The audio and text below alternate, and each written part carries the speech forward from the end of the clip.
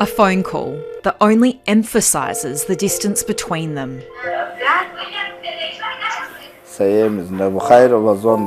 Mohammed has watched his children grow up on a screen for almost 12 years. All family.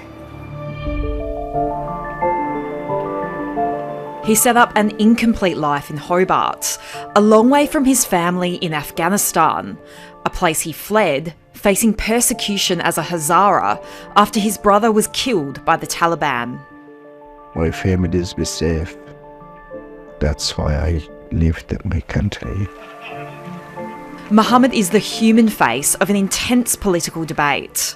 He arrived in Australia by boat in 2012, a perilous method that resulted in countless deaths of people desperate for a better life. In 2013, the coalition cracked down on people smuggling with Operation Sovereign Borders. The operational control of Operation Sovereign Borders will be in the hands of a 3-star military commander.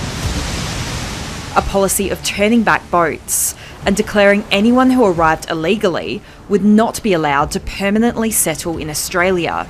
Mohammed was left in limbo. That meant that he didn't have the same rights as anyone with a permanent visa had, and that also meant that he didn't have the right to apply for his wife and children to come with him. I lose my hope. I lose your hope, and I think, not coming that day till I have my family with me. But after more than a decade, Mohammed's hopes lifted. A legal change meant 19,000 refugees on particular visas could apply for permanent residency. And if that was successful, he could then sponsor his family to come to Australia. So they got to work, getting Mohammed a permanent visa, then making a case for reunification. They won. Hi Mohammed, how are you? And I asked 3-4 times from the picture, are you okay? Got some very good news. This is right. Your case has been successful and the visa's been granted. My family got a visa, they can come in. He said yes, yeah. Ladies and gentlemen, may I have your attention, please? At Hobart Airport, Mohammed eagerly waits. This is a moment he's dreamt of for years. His eldest son, now 23 years old, the first to be embraced.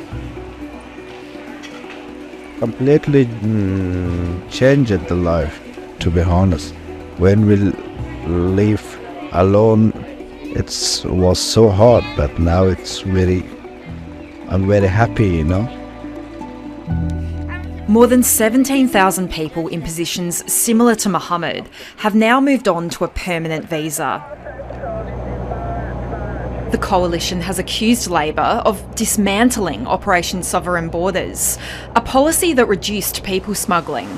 But the government maintains people trying to enter Australia without a valid visa will be returned to their port of origin. It does show the impact that immigration laws have on people's life, both positive and negative. I'm very happy, and I wish to everyone is living with family and together.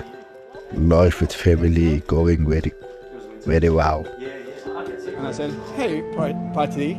And he said, hello, Anna, did you check your email? And I said, do you have a good news for me? I said, yes, you got permanent visa. And I just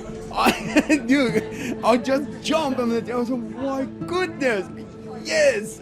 For 10 years, Arad has been calling Tasmania home and sharing touches of his Persian culture. Any thanks, Baba? Now he's finally able to plan for the long term. The first thing, I have to go overseas to meet my family. And second, I try to bring them here, I hope. And the last thing, I want to grow my business. After having to bounce from visa to visa, he's finally been granted permanent residency, thanks to a recent federal change making it easier to access. A change that's been welcomed by the Tasmanian Refugee Legal Service.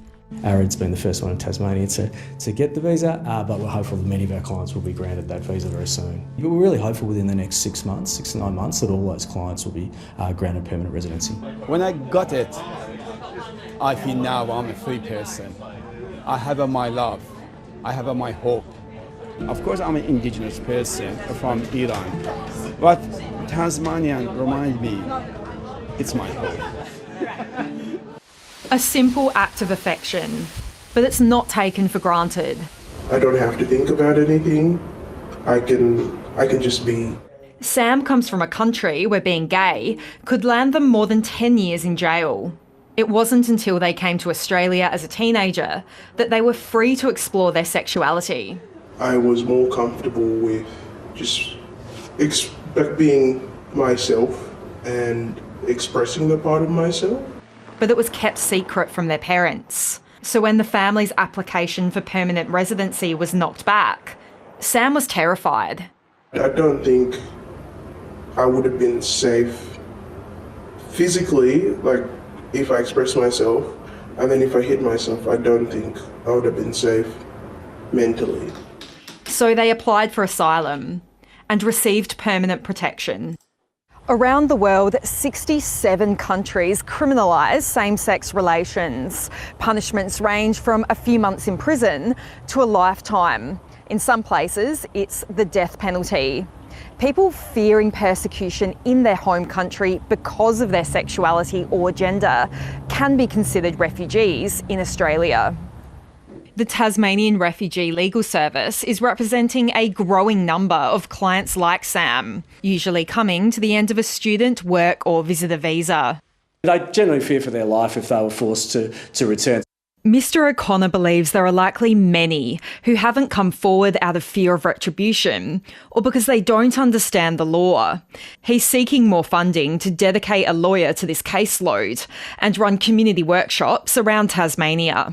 Legal representation is critical and is life-changing and can make all the difference. I think all people who have diverse gender identities and sexual orientations are vulnerable in the community. But for those who are from migrant backgrounds, from refugee backgrounds and from asylum seeker backgrounds, they're extremely vulnerable. Ms Long says it's vital all new arrivals are taught it's not okay to discriminate against people because of their sexual orientation or gender identity in Australia. For Sam, the security has opened up a whole world of possibilities.